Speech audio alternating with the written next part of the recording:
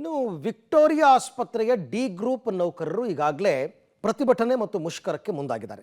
ಆಸ್ಪತ್ರೆಯನ್ನು ಕ್ಲೀನಿಂಗ್ ಮಾಡಲ್ಲ ಅಂತ ಪಟ್ಟು ಹಿಡಿದಿದ್ದಾರೆ. ಸಂಬಳ ಕೊಡದಿದ್ದನ್ನು ಪ್ರಶ್ನಿಸಿದ್ದಕ್ಕೆ ಗುತ್ತಿಗೆ ಪಡೆದಿರುವ ಏಜೆನ್ಸಿ 50ಕ್ಕೂ ಹೆಚ್ಚು ಸಿಬ್ಬಂದಿಯನ್ನು ಈಗಾಗಲೇ ವಜಾ ಮಾಡಿದೆ.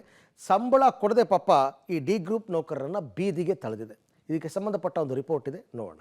ವಿಕ್ಟೋರಿಯಾ ಆಸ್ಪತ್ರೆಯಲ್ಲಿ ಡಿ ಗ್ರೂಪ್ ನೌಕರರ ಮುಷ್ಕರ. ಸಂಬಳ ಕೊಡದನ್ನ ಪ್ರಶ್ನಿಸಿದ್ದಕ್ಕೆ 50 ಜನರು ಕೆಲಸದಿಂದ ವಜಾ. ಸಂಬಳ ಹಾಕಿ ವಜಾಗೊಂಡವರ ಮರು ಸೇರ್ಪಡೆಗೆ ಒತ್ತಾಯ.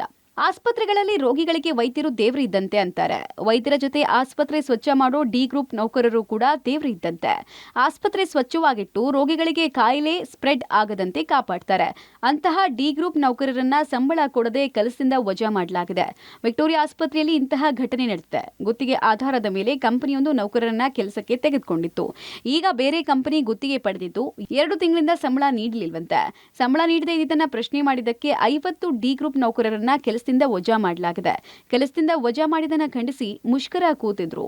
ಪೊಲೀಸರು ವಶಕ್ಕೆ ಪಡೆದು ಚಾಮರಾಜಪೇಟೆಯ ಕಲ್ಯಾಣ ಮಂಟಪದಲ್ಲಿ ಕೂಡಿ ಹಾಕಿ ಬಿಟ್ಟು ಕಳಿಸಿದ್ದಾರಂತೆ. ಈಗ ಡಿ ಗ್ರೂಪ್ ನೌಕರರು ಕೆಲಸದಿಂದ ವಜಾ ಮಾಡಿರೋರನ್ನ ಮತ್ತೆ ಕೆಲಸಕ್ಕೆ ಸೇರಿಸಿಕೊಳ್ಬೇಕು ಅಂತ ಮುಷ್ಕರ ಮಾಡ್ತಾ ಇತ್ತು. ನಾವು ಆಸ್ಪತ್ರೆ ಕ್ಲೀನ್ ಮಾಡಲ್ಲ ಅಂತಿದ್ದಾರೆ. ನ್ಯಾಯ ಸಿಗೋ ತನಕ ಹೋರಾಟ ಮಾಡ್ತೇವೆ ಅಂತಿದ್ದಾರೆ. ಗುತ್ತಿಗೆ ಏಜೆನ್ಸಿಯಿಂದ ಅನ್ಯಾಯ ಆಗಿದೆ ಅಂತ ಆಕ್ರೋಶ ಹೊರಹಾಕಿದ್ದಾರೆ.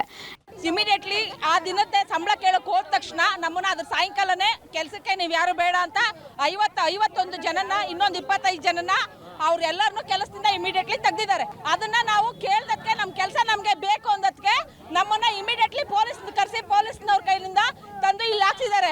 ನಾವು ನಮ್ಮ ನ್ಯಾಯ ಕೇಳೋದು ತಪ್ಪ. ಇವಾಗ 3 ತಿಂಗಳು ಪೇಮೆಂಟ್ ಆಗಬೇಕು.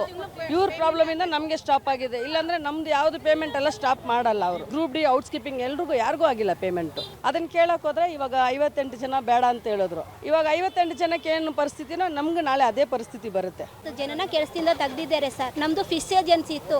ಯಾರಿಗೂ ತೊಂದರೆ ಆಗ್ತಾ ಇರಲಿಲ್ಲ ಸರ್. ಪ್ರತಿ ಈ ತಿಂಗಳು ಸಂಬಳ ಬರಲಿಲ್ಲ ಅಂದ್ರೂ ಮುಂದಿನ ತಿಂಗಳು ಕಂಟಿನ್ಯೂ ಹಾಕಿ ಕೊಡ್ತಾ ಇದ್ರು ನಮ್ಮ ಸಾರು.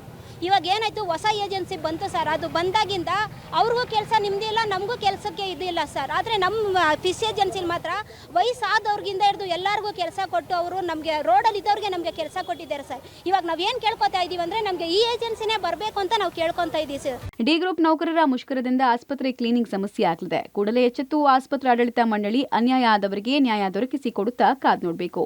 Lokesh, public TV, Bengaluru.